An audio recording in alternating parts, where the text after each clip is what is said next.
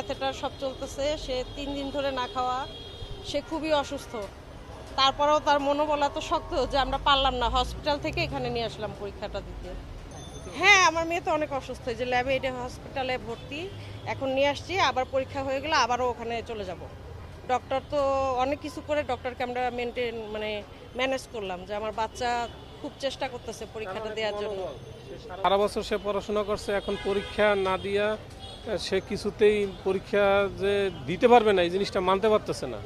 পরে সে জোর করে আসছে, ডাক্তারকে ম্যানেজ করে আমরা হুইল চেয়ার করে নিয়ে আসছি, প্রিন্সিপালের পারমিশন নিয়ে তারপরে হলে দিয়ে আসছি।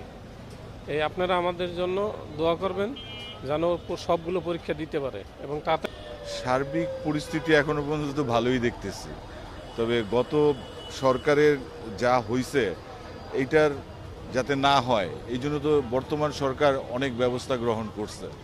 তো এখন আমাদের এইটাই দেখার বিষয় যে কি পরিমাণ ব্যবস্থা তারা করতেছে, যাতে এরকম না হয়। আমরা সবাই চাই, সব গার্ডিয়ানই আমরা চাই যাতে শিক্ষার্থীরা সুষ্ঠুভাবে পরীক্ষাটা সম্পন্ন করতে পারে। পাস হচ্ছে না এরকম মনে হচ্ছে, সার্বিক পরিবেশ খুব ভালো মনে হচ্ছে।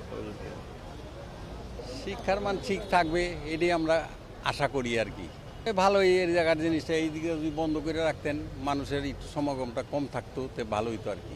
জ্যাম তো ছিলই, আর আগের তুলনায় একটু কম, ওই জন্য তারেক জিয়াকে ধন্যবাদ যে সে পরীক্ষা দিতে জন্য বিশেষভাবে আর কি ট্রাফিক দিয়ে রাস্তা ক্লিয়ার রাখছে, এই জন্য তারেক জিয়াকে ধন্যবাদ।